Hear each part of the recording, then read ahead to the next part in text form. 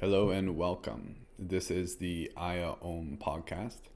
Today's episode is on Shamanic Chinese energy medicine. This is of the parts of my education where I'll be focusing on. I'm currently in my therapist level and I go on to my master's at the end of this year. This episode will explore what is Shamanic Chinese energy medicine, and then I'll share my journey, a little bit of it at least, through how I've worked with this system and how I offer it to clients, and how, for me, it's one of the answers to many of life's problems right now. Many things going on in the world with our health, with our well-being, with our relationship to the earth. And this type of medicine and this way of practicing is a solution. And it helps me to live my mission, which is to empower individuals to find mental, emotional, and spiritual harmony and achieve their goals. So, what is Shamanic Chinese energy medicine? So it's a system that incorporates all of traditional Chinese medicine, which is an ancient system founded in China, which has four main branches. Those branches are acupuncture, massage, herbal therapy, and then Qigong. Now, Qigong is the branch that I've chosen to focus in on. I've specialized in that branch. And I've also specialized in a branch of medical and shamanic Qigong, which is the Shamanic Chinese energy medicine. So, a little bit about Qigong. It's a very ancient practice. Many believe it is the root of all of traditional Chinese medicine, and it is founded by shamanic women for the most part. So these shamanic peoples, these indigenous peoples of China, practice a way of communing with the forces of nature, with the fundamental polarities, and as they have expressed it, yin and yang.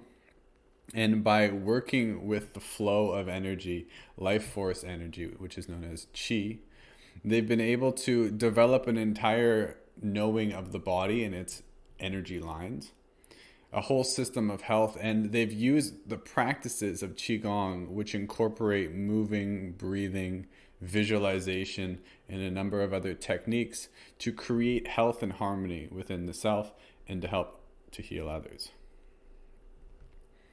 There are many types of Qigong, and the kind of archetype that I'm walking into is this threefold, and three is very important in the Qigong system. There is the martial form. So this aspect is martial Qigong, so fighting styles. And these are practices that help to cultivate the body so that it is a greater warrior, so that it can embody that warrior archetype energy. There's a number of practices in the second category, which is spiritual Qigong. So these are practices for self-realization. They are about moving the consciousness beyond just body consciousness, moving into alternate realms of reality, higher and lower realms. This is the shamanic worldview. So we have the underworld below and then the upper worlds above.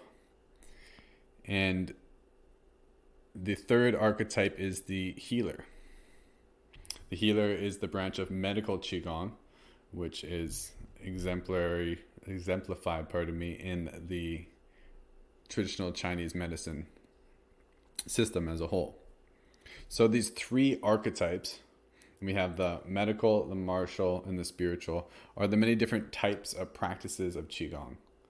Now, in each of those categories, there's still many different types of Qigong you can dissect it into based on the many different schools and lineages. But those are the three main categories of focus in my Qigong practice that I focus on. So I'd like to share a little bit about the system of Shamanic Chinese energy medicine, and I'll explain two theories.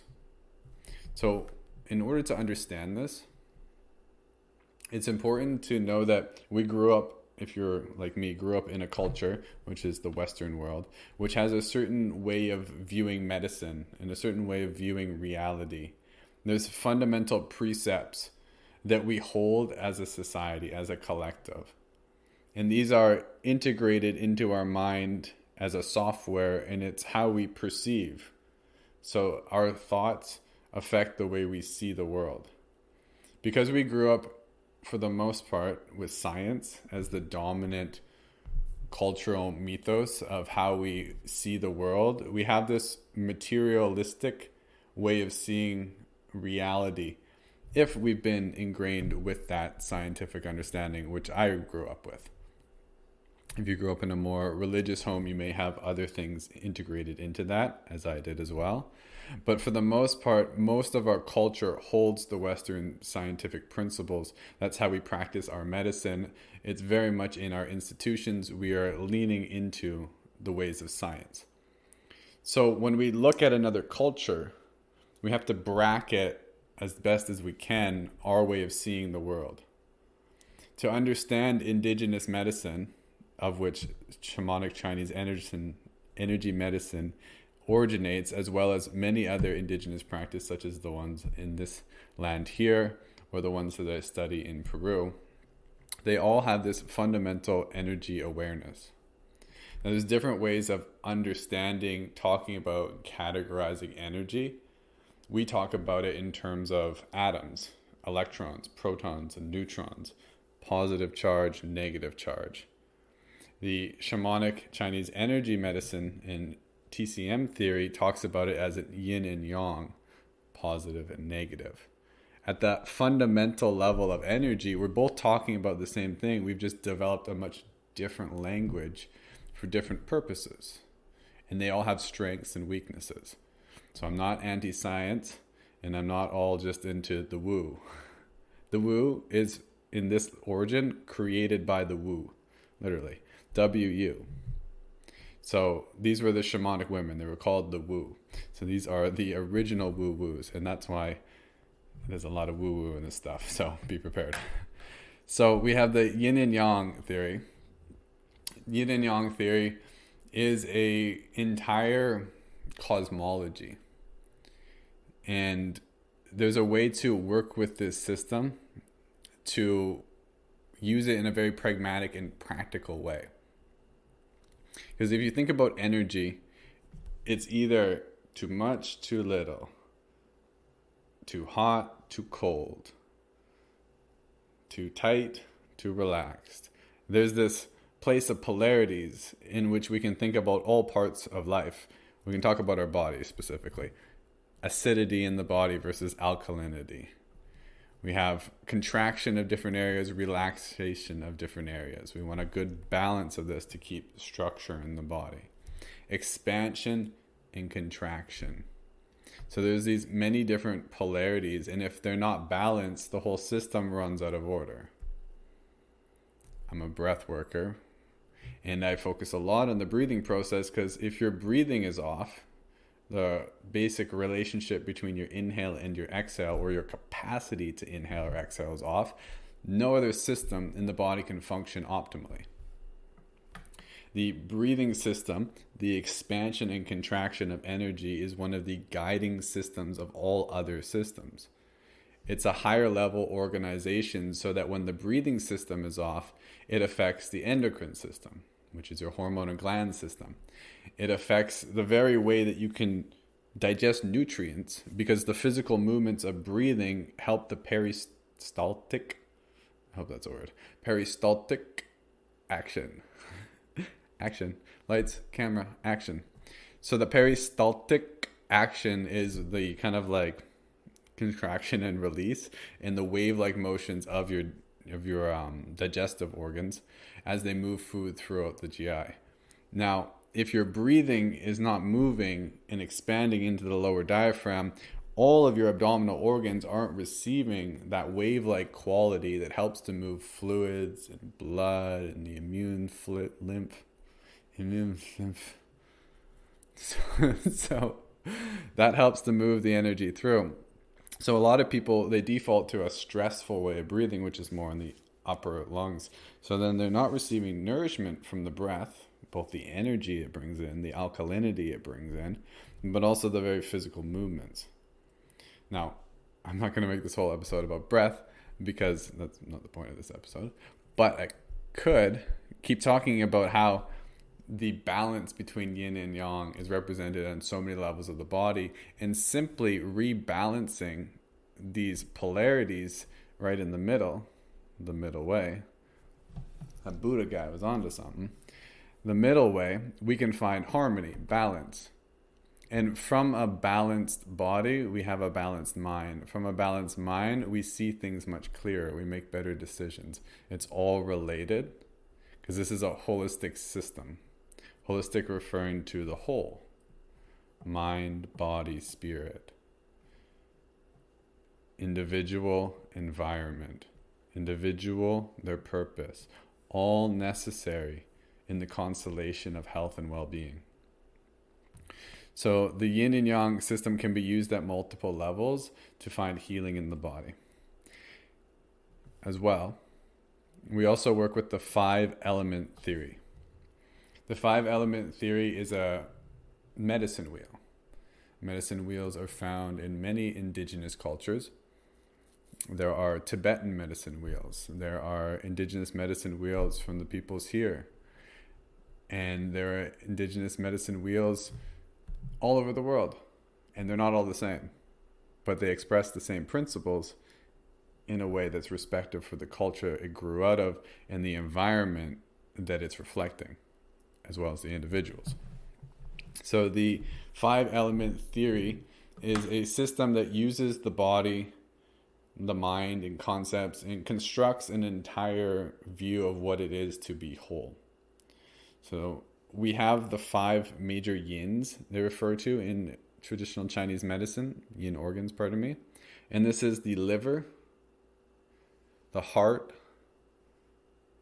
the spleen, the lungs, and the kidneys. Now, each of these organs or organ systems, referring to the energy lines that move through it rather than just the organ, these organ systems have associations. So the liver, for example, is associated with the color green. It's associated with the green dragon. It's associated with the emotion of anger or frustration or irritability, as well as the virtue of kindness. It's associated with the cardinal direction, different types of food. There's an entire system built out of these associations. The heart, for example, is associated with the color red. It's associated with anxiety. And there's a number of things that continue to move off of this, that it has a way of expressing the fundamental natures of yin and yang and the ever-changing happenings of our emotional creation cycle. And there's a real beauty to this holistic system, as in all medicine wheels, in that it incorporates the whole mind, the higher structure of not just you, but you and your relationship to your environment. This is why all the organs are associated with different times of the day and different seasons. There's an association which draws on the true fact that everything is a fractal of everything else. Everything is a hologram of everything else. So every one moment we have a connection to all other moments of time and all things. And by learning a system that intricately connects all things in a whole, and when you learn this system in its wholeness, a lot of holes here, you learn it in its wholeness, you gain this code for the mind. It's like a software program to learn. It's a way of interpreting the world. Now, I'm someone who's learned multiple of these medicine wheel systems, and these are like downloads into my software, which is my nervous system, so that I can perceive the world in these different ways. So I have the background in Western science and neuroscience, and then I went into this more Eastern approach in traditional Chinese medicine. As well, I've studied shamanic medicine of the Peruvian Shipibo people with ayahuasca and dietas and master plants. And then I've also studied the indigenous medicines here in Canada, such as the sweat lodge ceremony and other traditions here. And in doing so, this has helped me to build a way of understanding what it is to be healthy and what individuals need to heal. And because I've studied it in multiple different cultures and different ways, I have a great availability and openness to understand other people's frames of reference and to offer information when it's suited, because not everyone's going to jive with one language. Because if I speak too spiritually with some people, it's just too woo for them, right? But if I'm too scientific, I can't talk about some of the more expanded states of consciousness that are possible that Western science just hasn't caught up to or measured. It's a slower process than the rapid expansion of consciousness, which has been going on for a lot longer than science has been here. So I have this capacity to meet somebody where they're at and to be able to deliver information in a way that they can hear it, because we're all somewhere different in our understanding of reality. Spoiler alert, I don't know if you can ever figure it all out, but we all have a different level of understanding of how we can navigate challenges in our health. And a lot of the issues that I see in the Western culture with our medical model and how it's failing to tackle things like chronic diseases and conditions that are shown to be manageable, treatable with lifestyle changes. So many of the things people are suffering from is lifestyle related. What that means is their mind, their body, their environment, what they're doing is out of alignment. It's not balanced. So it's reflected in their health. So a more holistic understanding of the interrelationship between mind and body is very important, as well as the higher relationship of an individual to their purpose, into higher energies of being called to do things beyond just for themselves, such as the vibration of love, which calls us into a higher level of knowing, and knowing not just for ourselves, but knowing who we are through others, as others. So the holistic principles of this system has emotional intelligence built into it. It has higher cognitive learning with the systems of meditation that it teaches. There's so much gold here. And once again, I don't see this as black and white. Not everyone needs to adopt this system. But having more of the information come in from other cultures is how we can grow together. And I call what I teach holistic medicine because I study a number of these different systems, and that's the basic underpinning. It's holistic systems. And this is my encouragement for individuals who are looking for healing, is to get to know one of these systems. Because the envisionment of shamanic Chinese energy medicine is that you are empowered on your healing journey. So we don't want reliance. We don't want you to come to a healer and be healed. We want you to learn to be your own healer. Now in that process, you'll work with healers who can offer you healings.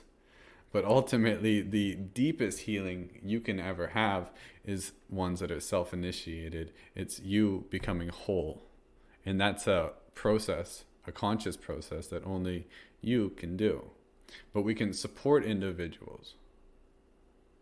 So in shamanic Chinese energy medicine, we offer treatments. We see them holistically. We want to know everything about them, if we're going deep, of course this is, to get an understanding of if they do have an imbalance, where from?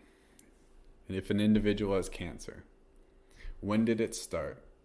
What was going on at that time? Stressors. What was going on emotionally, mentally? What belief systems were laid down at the time of that? Because the understanding is everything comes from energy to matter, from mind to emotion to physical. So first, things happened in the mind. Something happened, a stressor, and there was perhaps a retained emotion. Maybe this was a long process of holding resent for a partner, and then there was a divorce, and that divorce was the major stressor, and that resentment really encapsulated, and we can hold that if we don't express that, if that was never heard by the other partner, if we didn't even hear it within ourselves, we'll hold that negative emotion. That negative emotion will build toxicity. It'll create contraction in the body.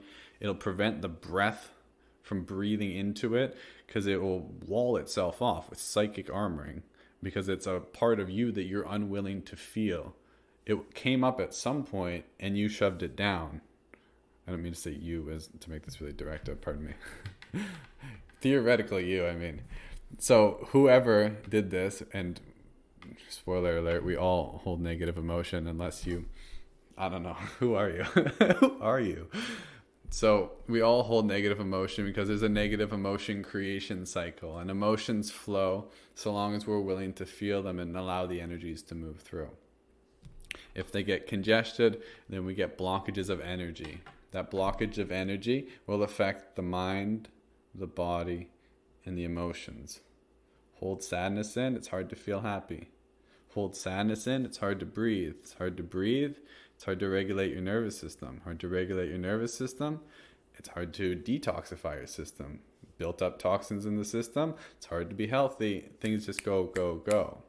Everything's related, so we want to look at the bigger picture of what's going on in an individual's life. One of the things that I add to the shamanic Chinese energy medicine system, it's a big handful of a word, SCM. Let's call it SCM. So SCM doesn't, it was a system mainly built for the doctors in China. And this system does go up to the doctorate level. And it's a system like you would see a doctor. Most people have an imbalance or a disease. They're out of ease. They're in dis-ease. And it's treatment for that. So what I added was coaching, which is more so, you don't have to be sick to do coaching if you just want to grow. It's like the opposite direction. One was going into sickness, disease, and the other is finding greater ease, finding greater love. And I see them as important and necessary because I don't think an individual has the empowerment to heal unless they're empowered to do what they love and they're moving towards their dreams. If an individual isn't moving towards what they truly want to do, I don't see them having the energy to make the changes in their life that will cause disease down the road if they continue to do them, because living out of alignment with who we are and what we really want to do is what creates disease and imbalance and wrong choices and leads us down roads where we wind up in situations that aren't fruitful for our evolution. So not only do I want to understand what's in the system of like what was laid down if you do have a disease or imbalance, I want to know what your dreams are. I want to know where you're going with life, because those are both instrumental in the healing.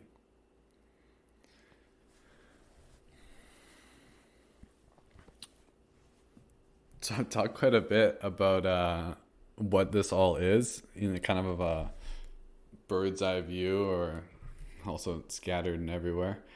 But it's how I speak sometimes, so I hope it's entertaining. I feel like I'm entertained by it, so at least some other people will be. So what does this practice even look like? I haven't even talked about that. So it's not, for the most part, what you see if you watch my YouTube or anything that I post, or anyone doing Qigong. That's not, for the most part, what the Chinese energy medicine healings look like, though that's part of the wider system. Hold on, I'll explain. For the most part, the system is built around energy healing. What that means is an individual who's receiving the healing would be lying down, and then the SCM practitioner would be offering them energy. So right here, we might have like a little bit of a dead stop for some people who haven't experienced energy healing, don't know if it's real, think it's bullshit, think it's the greatest thing ever. I don't know where you're at with that, because I don't know who I'm speaking to. Who are you? Why are you listening to this? Who are you? And I don't really care where you're at with that. I'm just going to speak to it in a number of different ways. And then, if you jive with it, follow along. If it doesn't resonate, well, you can turn me off. It's a free world. So we have energy healing. And when I actually first started this school, I was open to it.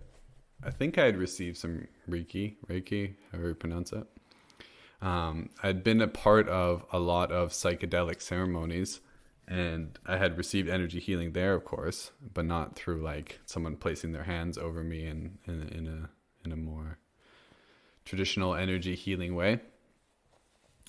So I was open to it, and like when you do enough plant medicines, there's an openness to really anything at a certain point, because once you've done enough mind expanding things, you're like, anything's possible. But especially when you're on plant medicines, you feel that, if that's your journey at that moment, it's like, okay, I'm feeling that anything's possible. But then when you're not on the medicine, you still have your mind that you go back to. And a lot of your limiting beliefs and beliefs about reality are still there, even though you've had experiences that show you there's something beyond. Because there's a reality to expanded experiences on plant medicines or meditation or however you get there, that it doesn't always convert the system over to that as the true reality, and that's not what it's perceiving moment to moment. It is a possibility. Sometimes we get glimpses or we expand beyond, and then there's a process then of finding out what beliefs are in the way that prevent us from seeing life like that, or what negative emotion we're holding that prevents us from being in those expanded states. So I had so many of these experiences where I left my body, where I experienced other people's energies, maybe saw somebody who had passed over, channeled beings, met aliens. Like, I've been through all those experiences, but it's another thing when you're completely sober and somebody tells you that you can do energy healing, and then you just have to do it. Of course, we learn to do this process they go through a series of Qigong exercises and meditations, which help us to open up the energy channels in the body so that we can be proper conduits for energy. And without going too crazy overboard into all these, the fine pieces of this, when we do energy healing, we're not using our energy. We're becoming a conduit for the universal energy that is all around. Most notably below us with earth energy, primary yin energy, and then primary yang energy, which is heavenly energy from above. And the energy that runs down our spinal cord, or Sushumna Nadi, or in Qigong we call it the Taiji pull, is linked up above and below. You can also think of the first and seventh chakra as they point up and down to these energetic grids. And we're floating in this sea of Qi. It's infinite energy in all directions and vast infinite space as well. And this is the true reality, even from a scientific perspective. We really are just atoms floating, in seas of electron potential. So we have these qualities of yin and yang, and we have this infinite sea of energy, and there's levels and densities of this energy towards the physical, and we can move energy with our mind. And you're doing this all the time. If you simply move your mind is made of an energy. It's a psychic substance. And if you move it, you can take your mind's awareness into your hand. Your hand may start to tingle. You've moved some of the resources of your nervous system, which is electricity. Electromagnetic fields are created. And you can become more conscious about different parts of your body if you simply move your mind over them. So this is a movement of energy. But there's so much more you can do with the movements of your mind and how to move this energy. If you've ever been sitting next to someone, have you ever done that? Who here has ever sat next to somebody? Anyone? Have you ever sat next to somebody and felt what they were feeling? I'm sure everyone too. How can you feel what somebody else is feeling? Did you see it with your five senses? No, you felt it because it's in the electromagnetic fields of their heart and their whole emotional systems, represented in their organs, and their whole body is creating a resonance of what they're feeling, and you can feel that. Have you ever read somebody's mind? Maybe not everyone, but I would say it like this. Telepathy is nothing more than thinking the same thought at the same time. And if you are really connected with somebody and you love them, it's quite possible to think the same thing at the same time. So we have this capacity to feel each other's emotions. This is a cool exercise that I did. I was in yoga school, and we sat next to one another and we just looked that person in the eye.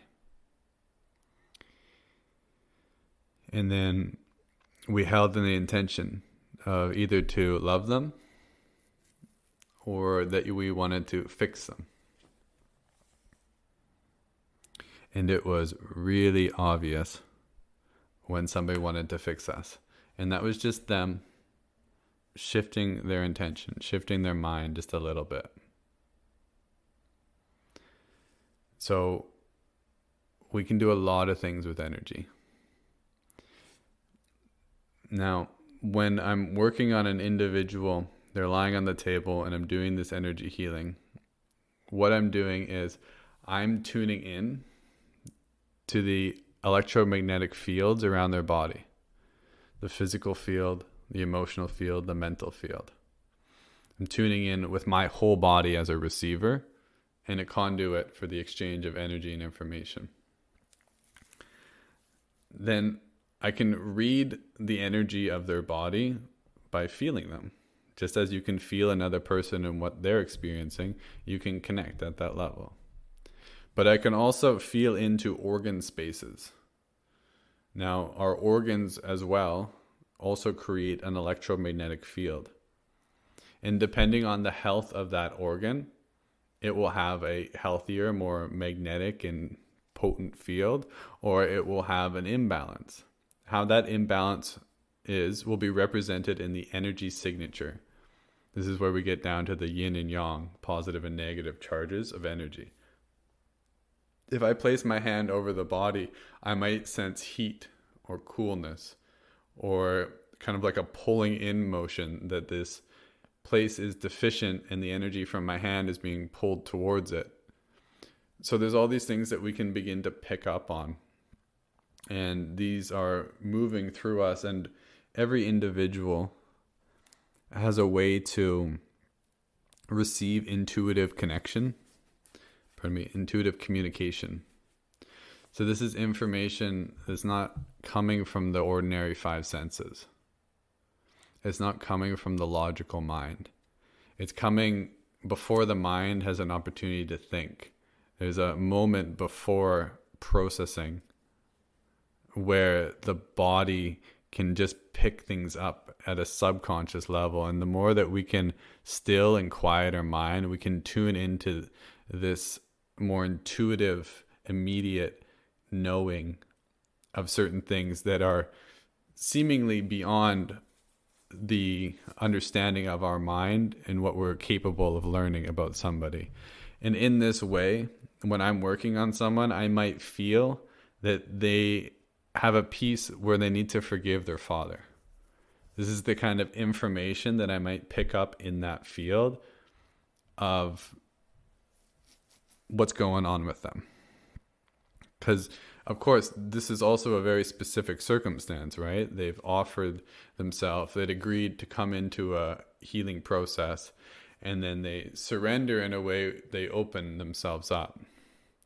When we can do this in a safe environment, just that alone, being in a safe environment where we can breathe and rest, immediately your nervous system goes from processing external information and working on all the problems and chasing all the desires of your life. And that energy begins to go inside towards self-realization and self-healing. So just having someone hold space alone And if you feel safe, your body will begin to heal. Now, in that place of healing, we're coming into wholeness. It's a natural process. And anything in the way will tend to come up or be in the field. And if you, the person receiving the healing, is aware, you'll feel what's out of alignment. You begin to tune into the body and feel, oh, I feel a heaviness in my chest. What is this heaviness? Oh, that's sadness. Oh, yeah, that's sadness. Yeah, my friend Judy has been going through some things, and she told me the other day, and I just haven't had an opportunity to really sit with her. And I've been feeling like just really worked up, very stressed with my work, and maybe there's some sadness there, and then as the energy is beginning to become more still, as we become more still, we become more aware of some of these deeper things. So as an energy healer, I'm tuning into what's going on for that person on those levels. And that might be something I share with them at the end of the session, or it might be something that I work on in the session. And how I work is there's a whole standard treatment that we do with the SCM, but there's hundreds of treatments on top of that. And what I mean by treatment is there's a general structure to how we do things. We purge, and then we tonify, and then we balance. Said another way, we pull energy off that's turbid or not good energy, and then we add good energy, and then we balance everything to make sure everything's regulated in harmony and in that perfect balance of yin and yang. So a purging is when I breathe into my hand, I build its electromagnetic potential. And when I'm tuned in to the energies above and below, and I've done a lot of breath work or whatever I need to do to charge up my system, I'm a conduit for energy. And if I breathe into my hand builds a magnetic quality. That magnetic quality can begin to pull the energy in the environment towards it. So if my hand is placed over somebody, I breathe into it, I build that electromagnetic potential, I can begin to change the electromagnetic fields of the environment around me. So if an individual has an area, such as their kidneys, which may be deficient of energy, then if I bring my hand over to those kidneys and I breathe in, I can offer some energy, and their body can receive that on that subtle level.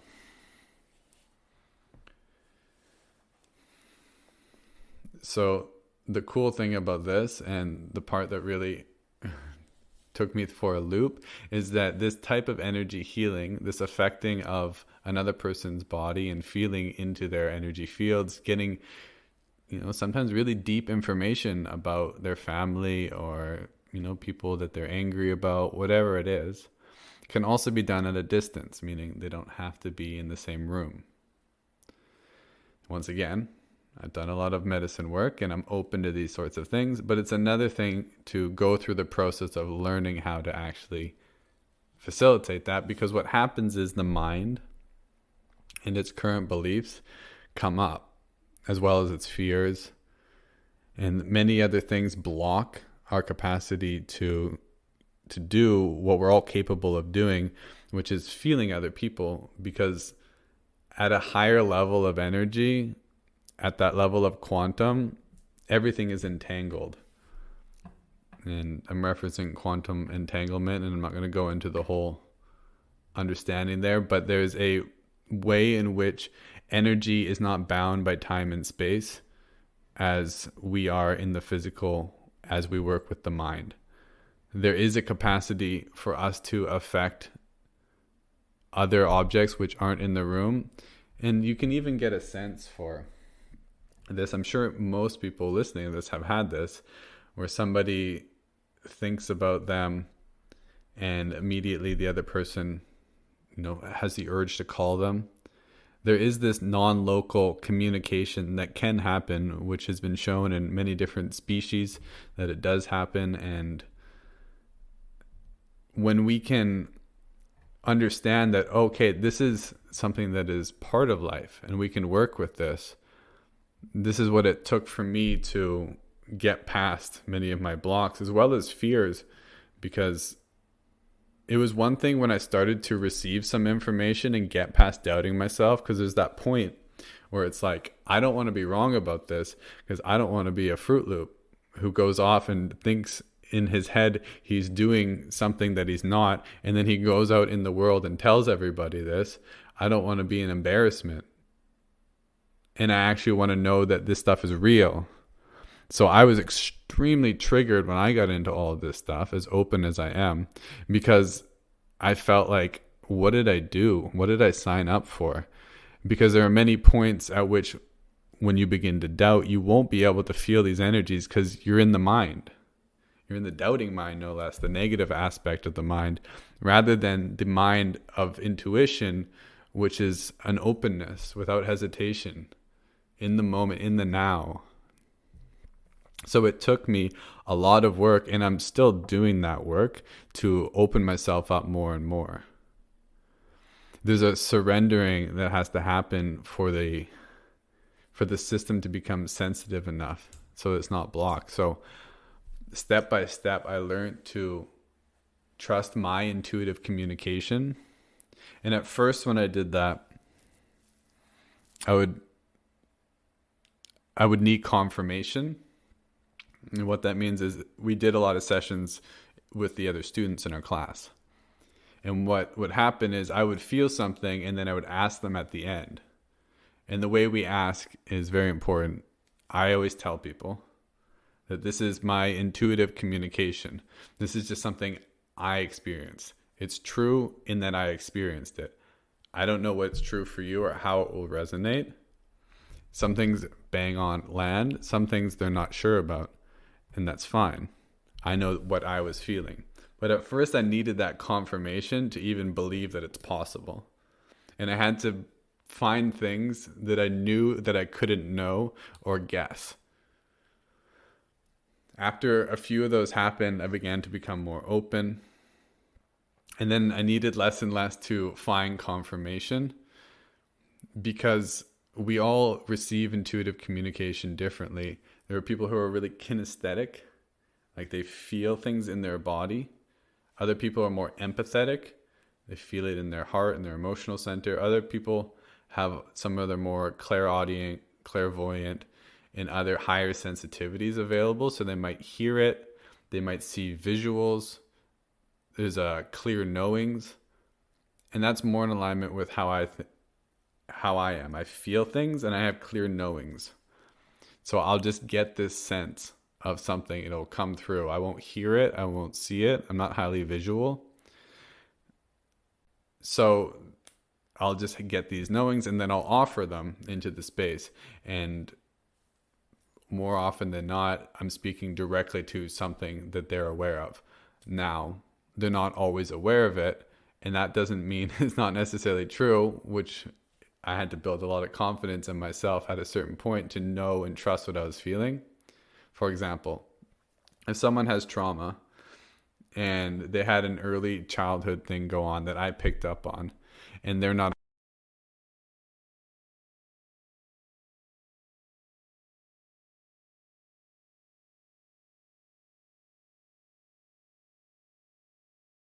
act in that way. So there's not so much of that. And like, if there is something very specific and they're not aware of it, then they don't need to know. And I'm always saying things in a way which is offering a process for contemplation. And in that process, they can begin to find what's true for them. So there's always that empowerment, and that's the learning process for me as I've been evolving in these arts. And it still is like it's like a thing where I need to be extremely mindful. And then it's also no different than anything else we do in medicine or anything else in life, where we do our best in the best of the way that we know how. If you're offering anything to anybody in terms of you're a doctor offering prescriptions, you're offering the best prescription that you think will help them. So when I get really clear what I'm doing, how I'm helping people, and I'm clear on that intention, and I'm calibrated to that level of truth, I trust that whatever comes through me will be what they need to hear. Maybe not now, but eventually. And I know when I feel things in my body that I can trust them. And that's been one of the most powerful parts of this process, is learning to trust myself. Because no one can tell you that energy is real or something that can't be proven in the ways that we know how to prove things at this time. And it takes you experiencing it to actually move your mind beyond theoretically knowing something and actually knowing it from direct experience.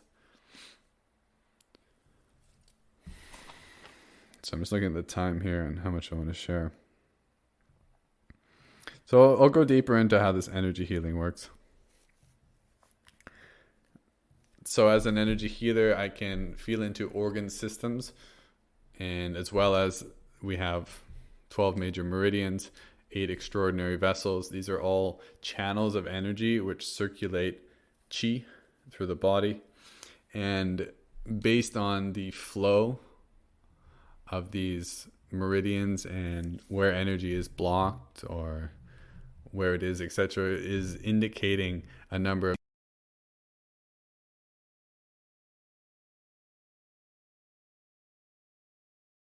ECM. So there's a lot of treatments for disease conditions. Kidney disease, cancers, various different bronchial disorders of the lungs. Depending on what imbalance is in the body, it's going to affect the energy channels in the body. So by discovering where the blocked energy is, and then moving that energy, clearing that blockage, the blocked emotion and the belief structure, then we can create more well-being. It's very simple in some sense. Very practical once you really kind of get a handle on it, because every imbalance will be represented in the body. And if you know your body and energy really well, like if you're practicing breath work every day, you'll know when you're not breathing well. It's just when we don't ever practice breath work and we don't know what it feels like to breathe well, we just get used to not breathing well, and that becomes the norm. Same thing with the general health of our body. Most people fill themselves with so much garbage that's sold in the corner stores and the supermarkets, and it's loaded with pesticides, and that's just become the norm, that the system is always running on a high level of toxicity and acidity. Until you take the time to really be your own doctor and take a high level of self-responsibility for your health and well-being, it's hard to even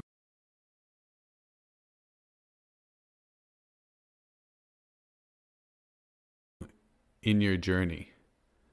So I know I said I'd go more into energy healing, and I'll probably circle back to that, but I feel like this is an important tangent. So as much as receiving energy healing and receiving energy and breathwork sessions and things to help open up the systems and the channels, if that's all guided or the energy comes from somebody else, we don't want that to be the end all of the practice. So the wider system here is to send you home with prescriptions of Qigong exercises. These are the ones that you may have seen people doing in YouTube videos. Though a lot of the YouTube videos are not medical Qigong, which is more focused on healing the organs. It's more of kind of more like the martial, but it's kind of just exercise. Most of the stuff you see is just basic exercise, nothing too special. So the exercises are given just like you would get a prescription. You go to your doctor in the West and you have a disorder, he gives you a prescription for a pill, and the same thing happens here. We give you a prescription. You do this breathing exercise once a day for the next 2 weeks. You see me in 2 weeks, and then we'll check up in.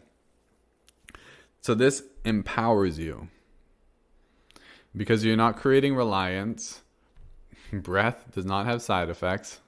I guess it produces carbon dioxide as a side effect, but that is not a negative consequence that you have to worry about.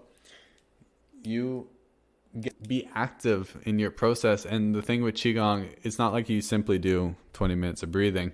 The more you focus on your breathing in life, the more you grow, the more you evolve, the more conscious you are, the more you can direct your mind, because where the breath goes, the mind goes.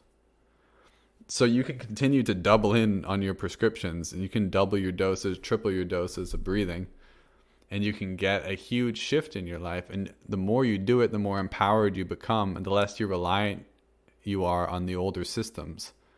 The older systems that produce reliance, or the older systems in the nervous system, which more often than not give our power away to seeking things outside of ourselves for various reasons, from chasing health authorities to learning from spiritual teachers, rather than connecting with our source of information and guidance, which is the breath, our spirit. So the whole system of learning to work with a SCM practitioner like myself is to learn to be more and more empowered and go through that same process I went through of finding the limitations of my mind and energy, so that I can do things that other people don't think are possible. Because this is the realm of healing our body with our mind. And anyone who's done a lot of study of the mind knows that how we think is how we feel, and how we feel is how our physical body actually shows up. And we can change the way we think, and we can change the whole health of the body. We can change the stories we live by.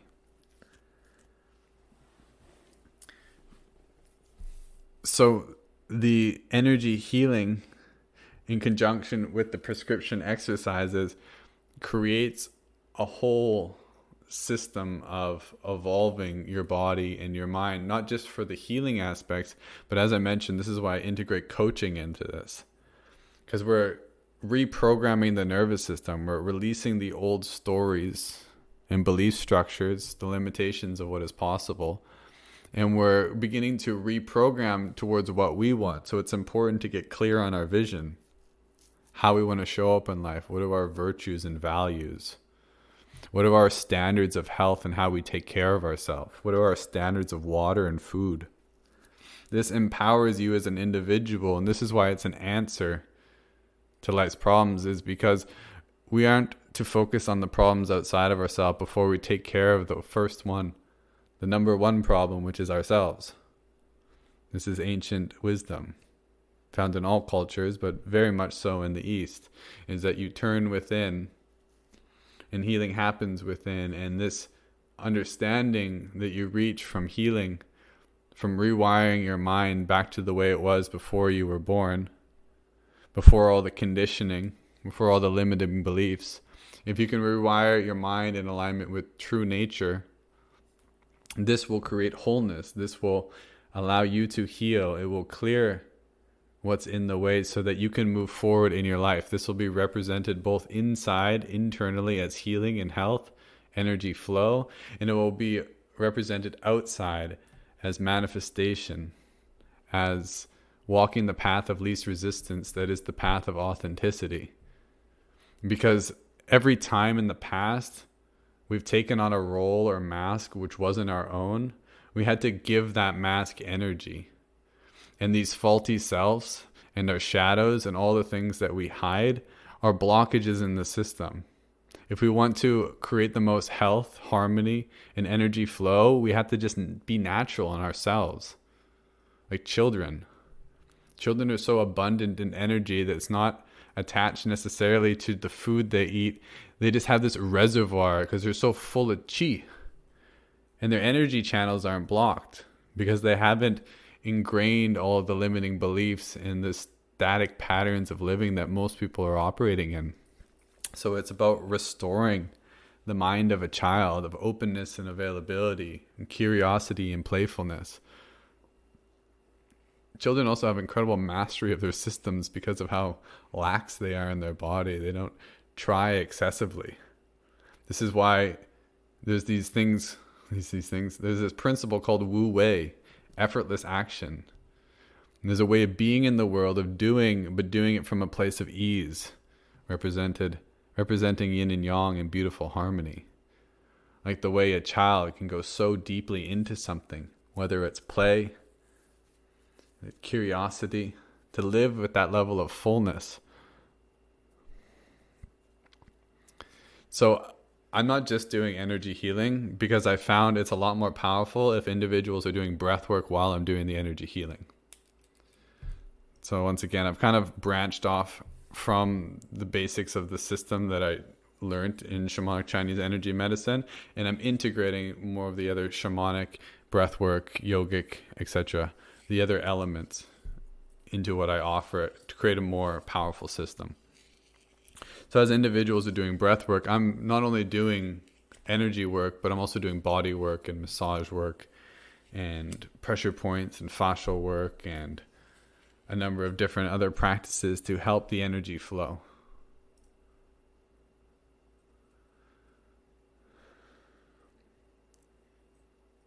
I want to come back to the point that where your breath goes, your mind flows. Because if you have breath control, you have mind control. This is not something that's spoken about too much in our society and culture, but we can control our mind to some degree, just like you can control your body to varying degrees. Over time, when you work with the body day in and day out with discipline, you become more capable. So too with the mind. And our culture doesn't have a very vast culture of mind exercises. Meditation would be the way they speak about it in the West. So there's a lot of different meditations that are also taught in shamanic Chinese energy medicine. Because you can get deep within the mind and the subconscious at the root of where many neuroses and many imbalances and many deeper limiting beliefs are stored. Because we have to have a bypassing of the conscious mind in some sense. Because there's a lot of rigidity and ego and psychic defenses at the conscious mind level. So when we can drop deeper into the subconscious using rhythmic breathing, using some of the energy inductions, using the drum, using the rattle, we can get beyond, we can move into a different frequency. The whole brain shifts into a lower frequency, like a more delta or theta. So the energy healing treatments, and once again, there's still a lot more I can share about how we can balance the energies, add energy, we can rebuild parts on an energetic level. For example, if a uterus was taken out because of cancer, there's a way that we can rebuild the energetic structuring around that, because the nervous system, just like phantom limb syndrome, doesn't always calibrate when an organ is taken out, especially when it's done under anesthesia, because it won't be aware of those nerves, and then all of a sudden it's just gone. So the nervous system is looking for this organ and it's just disappeared. As far as it knows, it's like, what the fuck just happened? So there's a rewiring of those nerves, and working at that level of energy with the breath and with Qi, we can begin to rebalance that area. If you've never heard of phantom limb syndrome, it's when most often, like when people were in war and they would lose a limb, but they still might have pain there because the nerves think the arm's still there. And there's a great doctor, I can't remember his name, Ramachandran. Pardon me if I completely butchered that. But he did some amazing work that I've seen to help people to figure out what's going on. Because for some of those people, the hand, even though it's gone, is still clenched, and they can feel the clenching, and it's painful. He used a series of mirrors where they would see their right hand, but they would see it in the place of their left hand. And then he would open and close the right hand, and the left hand would think it's opening, and he would get the energetics to actually open up. So the energy body in that circumstance was being worked on. There's a number of other different practices, such as soul retrieval journeys. So getting people to enter into altered states using a trance induction. And I also use the drum. And this is a great way to receive information. So we have our conscious mind, and it's mostly attending to the material world. But this is just a sliver of what's available in the entirety of our mind. As you know, with dreaming, your mind is quite potent in its capacity to create things as well as to travel. If you've ever had a traveling dream where you've moved to a different planet or you flew, we have a way of connecting with information through our dreams that is not possible through our conscious mind because we're accessing the subconscious and unconscious. So too with a trance state or a soul journey, we can move beyond our regular conscious mind using, once again, inductions and drums to put the body mind into a kind of trance. And this allows for types of information to be accessed.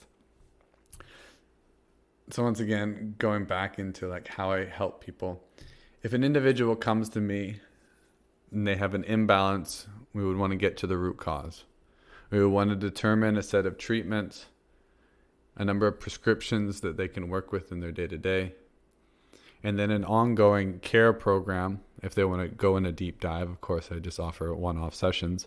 If they want to go in a deeper dive, getting really clear on what they want in life. So integrated in this system is looking at your whole life.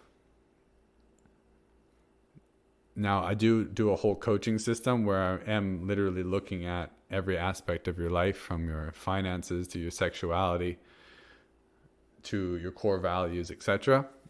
So it really depends on how deeply people want to work with me and how committed they are to that process. If they want to go fully into the coaching integrated into the Chinese medicine, maybe they're just focusing on healing something, that would be the point where we would narrow in on what that is and clear out those limiting beliefs or imbalances.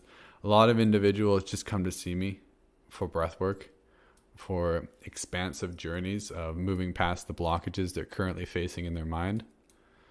So what I love about these practices, they're holistic, they're empowering, they're beautiful systems that have been developed for thousands of years. And they have a real balance between art and science. A more like linear, masculine development of a system, but they're also very beautiful. They have an artistic style that goes with them, as with the whole yogic sciences, as with the whole Chinese medicine, as with the whole Tibetan system. There's a beautiful aesthetic. So studying these really engages the whole mind, both that artistic and linear. And just because you come and practice Qigong with me doesn't mean you need to take on that whole level of study, but you will become more and more conscious of energy. And we're always using energy. And the more conscious we are of our energy, our sexual energies, our mind and where we're placing it and how we're being programmed by the things that we are exposed to, or what programming do we have, the more aware we are of our mind, the more we can change. And we can direct our life to where we want it to go. And we can let go of old patterns and tap into the true reality that the mind can heal the body, and there's no limit to what the mind can do. There's no limit then to what the body can heal. And yes, it's a personal process, but the more individuals are so empowered in their process of empowering their mind, following their dreams, healing their body, and doing amazing things with their body to open up their potential, the more it creates a field of possibility for others to do so.